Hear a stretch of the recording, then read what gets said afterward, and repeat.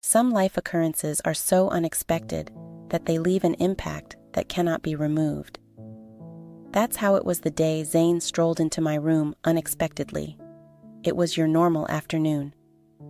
My husband, Adil, was at work as usual, and Zane, his son from a previous marriage, had lately returned following a traumatic split. Since Zane's return, we have been cautious around each other to avoid rekindling any old tensions. I was in my room trying on a dress for an upcoming function when I decided to change into something different. The door opened when I was changing, standing in my pants. Make sure to subscribe to my channel so I can keep giving you intriguing, genuine tales like these. Also, don't forget to watch this video till the finish and like it since the tale will be quite entertaining. Please click the like button to express your support. Maya, did you see Zane? Adil's voice is cut off. Zane halted in the doorway, his gaze widening. I gasped and hurriedly reached for anything to conceal myself. Zane, I yelled out, but he quickly turned aside, almost tripping. The door slammed shut, leaving me standing there, crimson from humiliation and uncertainty. Zane's homecoming had unnerved me. Adil had recommended it without first consulting with me, and while it did not surprise me given Adil's tendency to make decisions without considering the repercussions, it still seemed odd. Zane requires somewhere to stay for a bit, Adil stated one evening, scarcely looking up from his phone. You don't mind, right? Naturally, I couldn't refuse. Zane had always been charming but aloof, and we had maintained a cordial, if superficial, connection, but having him here was different. His presence acted as a continual reminder of Adil's history, making the situation uneasy. Zane was undeniably beautiful at the age of 25. He had Adil's black hair and a strong jawline, but his eyes were softer and more attentive. He carried himself with serene assurance, which made his recent grief all the more unexpected. He cheated on me, Zane revealed one night during supper when Adil was not around.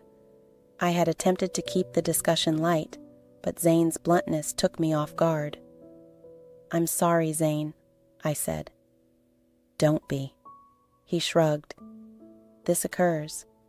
One Wednesday afternoon, when Zane was supposed to be out running errands, I was in my room putting on dresses for an upcoming charity event. The dress didn't fit as well as I recalled, so I sighed and flung it on the bed. I was standing there in my bra and knickers, looking for something else, when the door opened. Maya, did you see Zane? His voice was stopped abruptly as his gaze took in the image. I froze. My hand remained on the hanger while his eyes wandered between me and the floor. His cheeks flushed deep crimson, and he swung around, nearly knocking over a light. I apologize. He stuttered as he backed out of the room. Zane gasped and grabbed a robe. The door slammed shut, and I stood there, my pulse beating as I realized what had just happened. For the remainder of the day, I avoided him. I remained in my room, pretending to be busy, but I was unable to concentrate on anything. The memory of his surprised expression tormented me, and every time I thought about it, a blush of humiliation ran through me. We had a lot of stress during dinner that night. Did you do those errands today? I asked, trying to seem casual. Yeah, Zane said, not looking up from his plate. Adil glanced between us, unaware of the discomfort. I told Zane he should take some time off and think things through. That's a terrific idea, I responded, albeit my voice was too high. Zane looked up, his expression inscrutable. I appreciate your hospitality, he remarked. I will not remain longer than necessary. Don't be ridiculous, Adil responded, dismissing the suggestion. Your family. The days that followed were awful. Every conversation with Zane seemed tense, as if we were both trying not to breach an unseen boundary. He avoided being alone with me, and I told myself it was for the best. Despite my best efforts to forget about the incident, I found myself thinking about it more frequently than I wanted to. One evening, I saw him glancing at me from across the room. His stare was fleeting, yet it stayed long enough to make my stomach quiver. I quickly glanced aside, trying not to see, but the moment remained with me. It didn't take long before I noticed changes in his behavior. He started arriving home earlier and spending more time in common areas. One night, I discovered him in the kitchen, leaning against the counter, holding a glass of water. "Can't sleep," I said, keeping my tone light. He shrugged, something like that. We stood in quiet for a minute, the only sound being the hum of the refrigerator. He quietly apologized the other day. "You do not need to apologize," I replied swiftly. "I shouldn't have just stepped in," he said, his eyes fixated on the floor. "It was an accident," I explained quietly. "Let's forget about that." He looked up, his gaze catching mine. "Is this what you want?" The question surprised me. I wasn't sure how to answer. "It's for the best," I eventually admitted. He nodded, but his look suggested he was not quite convinced. Things came to a climax one evening when a client contacted to inform him that he would be working late. When Zane entered, I was in the living room, skimming through a magazine. He paused at the doorway, undecided whether to remain or leave. "Want to watch something?" he eventually inquired, indicating to the television. "Sure," I said, tossing the magazine down. He sat down next to me. We observed in quiet. However, the air between us crackled with unsaid hostility. Our hands touched briefly as we grabbed for the remote, and I felt an electric charge. He drew his hand back immediately, his face going pink. "Sorry," he mumbled. "It's okay," I said, my voice trembling. The moment passed, but it left a lingering sensation of potential, which we both dismissed. A few nights later, I stayed awake well past midnight. The house was still, but for the gentle ticking of the grandfather clock. I got out of bed and went to the kitchen to prepare tea, only to discover Zane was already there. He sat at the table, a mug of coffee in his hand, his eyes remote. The warm light from the under-cabinet lighting threw shadows on his face, making him appear older than his 25 years. "Can't sleep either?" I inquired, leaning against the door frame. He looked up, startled, and gave a tiny smile. Something like that. I got myself a cup of tea and sat down across from him. For a minute, we sat in silence. Then he surprisingly broke the silence. "Have you ever felt stuck?" he inquired, his voice quiet and calm. "Stuck," I murmured, turning my head. "You're just going through the motions," he remarked, peering into his coffee. "Doing what everyone expects but never truly living for oneself." His remark struck me harder than expected. I paused before answering. "Yes," I replied gently. He looked up more often than I'd care to admit, his gaze fixed on me. "What will you do about it?" "I'm not sure," I admitted. "I've spent a lot of time putting people first. This home is a great value. Never think about what I want." Zane's stare was steady. "Perhaps it is time you did." His comments remained in the air between us, posing a task that I wasn't sure I was up to. After that night, everything between us changed. It started little. A prolonged gaze, a handshake in the corridor. Zane visited me one afternoon as I was trimming roses in the garden. "Need assistance?" he asked, crouching next to me. "Do you know how to trim a rose bush?" I teased. He smiled and said that he had no idea. I chuckled and handed him the scissors. "Well, I hope you don't kill it." As we worked together, I felt at peace in a way I hadn't in years. Zane's presence grounded me in unexpected ways. I observed, "You're good at this," as I watched him gently clip a branch. "It's just the beginning," he smiled. "No, truly," I replied. "You have a keen eye for detail." He looked at me, his gaze softening. "Maybe I learnt it from watching you." The compliment took me off guard and left me dumbfounded for a time. Later that evening, as we cleaned up from supper, our hands brushed again as we grabbed for the same dish. The brief encounter shot a shock through me, reminding me of all that had been building between us. "Sorry," Zane mumbled, hurriedly yanking his hand back. "It's fine," I answered, my voice trembling. He paused before speaking again. He murmured, "Sana," staring up at me. "Nothing. Never mind." The tension between us was tangible, and I knew things were going to shift. As time progressed, the differences between Zane and myself grew more apparent. We couldn't keep it hidden any longer. The mansion, once a sanctuary, now appeared as a boiling cauldron of secrets. Finally, the inevitable occurred. One morning, Adil confronted me in the kitchen. His face was pale, and his hands trembled as he put out his phone to show confirmation of what had happened. "I know what's been going on," Adil continued, his voice full of incredulity and rage. "How long has it been going on?" I couldn't force myself to meet his eyes. "Months," I muttered. Tears streamed down my cheeks. Adil's face became glowing crimson with rage. "Months? Well, I've been striving to create this for us. You have been—" His voice cracked, and I could see the anguish in his eyes, but it was too late. Zane strolled in at that point, his countenance hardening as he took in the surroundings. "Adil, this isn't all her fault," he said calmly but firmly. "Don't protect her," Adil screamed, throwing his rage at Zane. "You were meant to be my son. You have deceived me." "I didn't intend for this to happen," Zane answered firmly. "But I love her." Adil was incredible. "Do you believe this is love? This is selfishness." The debate heated up fast, with accusations flying while I stood trapped in the midst, powerless. Adil finally yelled, "Get out!" "Both of you leave my house. Please, Adil," I pleaded. But he moved away from me with a stern, determined face. "I do not want to hear that. You've made your decision." Zane and I packed our belongings in quiet.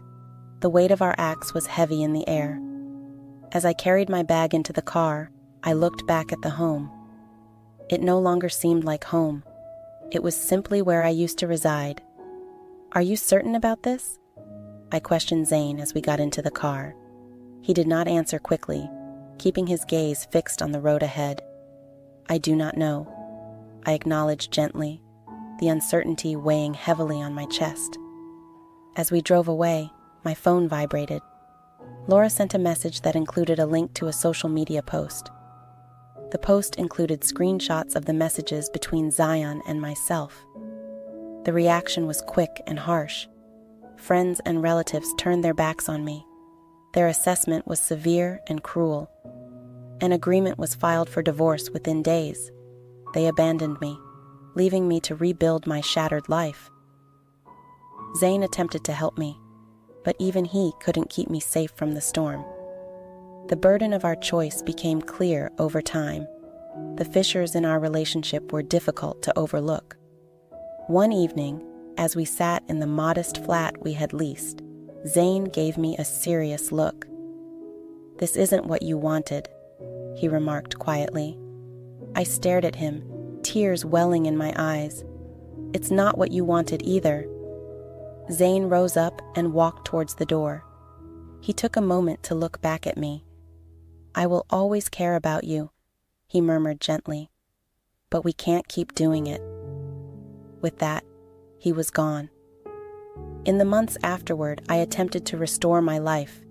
Everyone around me whispered and judged me, reminding me of my faults. But in the calm times, I felt a feeling of clarity. For the first time in years, I started thinking about what I really wanted, not for Adele or Zane, but for me. Looking back, I recognized that I could not undo the past, but I could learn from it. And maybe, just maybe, I might find a way to go on. The weeks after Zane departed were the most difficult of my life.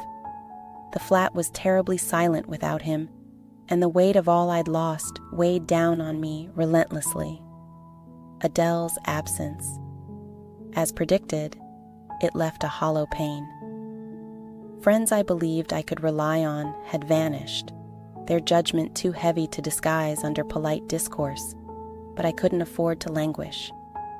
The initial stages of reconstruction were unpleasant, yet essential. I accepted a job at a local art supply business, where I spent my days surrounded by vivid paints and blank canvases, both of which represented promise, but were rarely touched. Maya was the first to reach out. She contacted me one morning and suggested we meet for coffee. When she came, her tone was kinder than before, but her gaze remained cautious. "I'm not here to lecture you," she added quietly, "but I do want to know whether you're all right." I hesitated, wondering how to react. "I'm not sure," I admitted, "but I'm trying to be." Maya nodded, her face serious. "That is all you can do."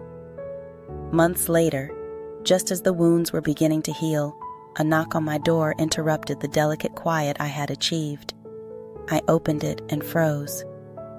Adil stood in front of me. He appeared older than I recalled, his face worn, yet his presence was still as powerful. The tension between us was palpable as he stood there, scanning my face for signs of change. "Can we speak?" Adil inquired, his voice strangely calm. I stood aside to allow him to enter. Nevertheless, the atmosphere was thick with unspoken messages. He did not sit, but instead stood at the window, peering out at the street below. "I thought I'd hate you," he said quietly, "for what you did and ruined." I sat on the couch, my hands knotted uncomfortably in my lap. "A bargain.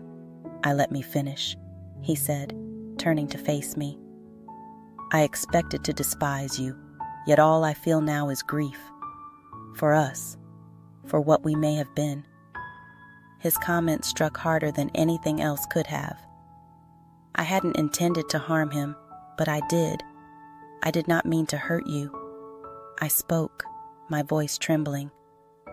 "I understand," he answered. His voice was still full of anguish, but that doesn't make things simpler. We talked for hours, recalling events from our marriage that we had overlooked at the time, but now felt momentous.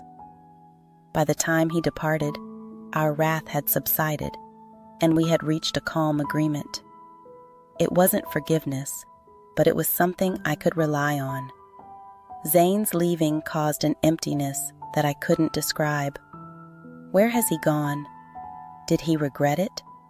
Did he still think of me in the same way I conceived of him? One evening, as I was leaving the art supply store, I discovered a note slipped behind my windscreen wiper.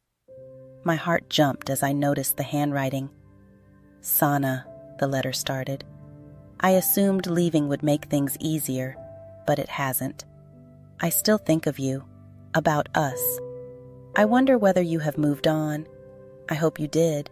Take care of yourself. Zane. The letter was not signed and did not need to be. I read it repeatedly, each word eliciting a range of emotions. Relief, grief, and a little selfish hope that I hadn't been forgotten. Inspired by the letter, I resumed painting. At first, it was simply a method to fill the solitude, a distraction from the cacophony in my thoughts. But as the canvases filled with color, I felt a piece of myself return, one that I hadn't even recognized was gone until then. Maya came by one day and noticed the unexpected explosion of creativity. She looked at the paintings on the walls and exclaimed, "These are incredible. You should show them." "I'm not sure." I hesitated. "Don't doubt yourself, Sana," Maya insisted. "You've got something worth sharing." A year after Zane had departed, Serendipity brought him back into my life. I was at my own exhibition opening when I noticed him across the room. He looked older, yet the draw was still there. "Sana," he whispered quietly as he neared Zane. I responded, my heart pumping. We remained there for a bit, the commotion in the room receding into the background. "You did it," he said, nodding to the paintings around us. "I had to," I answered, my voice firm for myself. He nodded, a grin forming on the edges of his lips. "I'm proud of you." We spoke for hours that night, catching up on everything and nothing. By the time the gallery was empty, the space between us was filled with silent understanding. Zane did not stay in town, and his departure was not as painful as it had been previously. It seemed like the end of a chapter, one that I will always cherish, despite the anguish it caused. As I stood in my studio, surrounded by the hues and textures of my new life, I knew that, while the past will always be a part of me, it would not define me. For the first time in years, I felt peaceful.